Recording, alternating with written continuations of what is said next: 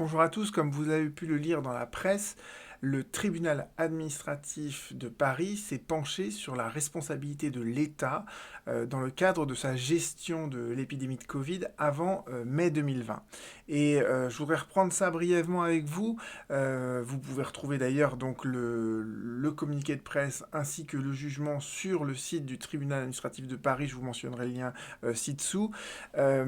Et ce qui me paraît important, et c'est la raison pour laquelle je fais cette vidéo, c'est que en fait la responsabilité de l'État, elle est caractérisée de la même manière que l'on caractérise en fait la responsabilité civile délictuelle d'un individu ou d'une société. Pour qu'il y ait une responsabilité, il faut toujours identifier trois éléments la faute, d'accord, le préjudice et le lien de causalité entre les deux. Alors là, le préjudice, en fait, il est assez évident, c'est des personnes qui ont attrapé Covid ou bien qui sont décédées de Covid, et donc c'était les héritiers qui faisaient cette action devant le tribunal administratif. On est devant le tribunal administratif, pourquoi? Parce que on cherche la responsabilité de l'État, et donc on ne peut aller que devant une juridiction administrative. Si vous voulez faire reconnaître la responsabilité d'un particulier, vous irez devant le tribunal judiciaire, mais dès lors que c'est une personne publique, c'est le tribunal administratif. Euh, et les fautes qui étaient reprochées, donc elles sont multiples. La première faute qui était reprochée, c'était la pénurie de masques. D'accord.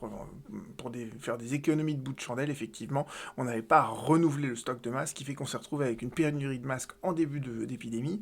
D'autre part, l'État, à ce moment-là, comme il n'y avait pas de masque, il a eu une communication dans laquelle il disait c'est pas utile de porter un masque. Et au regard des connaissances scientifiques de l'époque, on savait que c'était complètement faux. Euh, Ensuite, il n'y avait pas assez de gel hydroalcoolique. Euh, Au titre des fautes qui étaient reprochées à l'État, on reprochait aussi d'avoir confiné trop tard et d'avoir également tardé à faire un dépistage massif de la population. Et parmi toutes ces fautes, en fait, le tribunal administratif ne va en reconnaître que deux. Il va dire qu'effectivement, il y avait un stock insuffisant de masques, ça c'est absolument avéré, et que au même moment, les déclarations gouvernementales étaient totalement fausses, puisqu'elles étaient en contradiction avec les données scientifiques qui étaient déjà disponibles. Mais pour autant le tribunal administratif ne va pas reconnaître la responsabilité de l'État. Pourquoi? Parce qu'il va dire en fait le lien de causalité entre ces deux fautes et les préjudices, il est trop ténu. On n'arrive pas à l'identifier de manière suffisamment certaine. Donc, dans la décision, vous pouvez reprendre, c'est une longue décision qui est assez pédagogique. Le tribunal administratif, ils font des décisions qui sont bien motivées, qui sont faciles à lire. Et sur le lien de causalité, donc c'est le paragraphe 21, d'accord, que vous avez sous les yeux. Et il vous dit bien que l'absence de mise à disposition de masques, c'est bien une carence fautive de l'État. D'accord. Et la communication de l'État, elle est également, c'est une communication fautive quant à l'utilité du port de ce masque. D'accord. Cependant, ces deux fautes-là, elles ne présentent pas un lien de causalité suffisamment direct avec la contamination des intéressés par le virus du Covid. Pourquoi?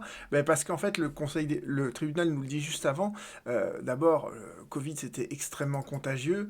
Les contaminations, elles avaient un caractère qui était toujours aléatoire, que le masque, c'était pas quelque chose qui était absolument infaillible, et qu'il y avait d'autres mesures, le respect des distances physiques, qui permettaient aussi de réduire le risque de contamination, le lavage des mains, etc.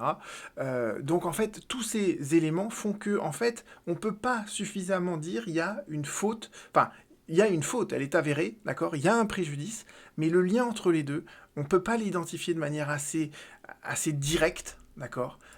Et donc dans ces cas-là, en fait, il manque un élément, vous voyez, pour retenir la responsabilité de quelqu'un. On peut commettre les fautes les plus importantes qui soient.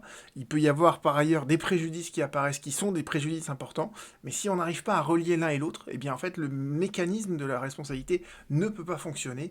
Et là, en fait, c'est sur ça que justement ça a chopé. Voilà. Donc je trouve que c'est intéressant de rappeler que la responsabilité de l'État, elle est caractérisée comme la responsabilité des autres individus, des sociétés privées, d'accord, et que il faut ce lien de causalité. À bientôt.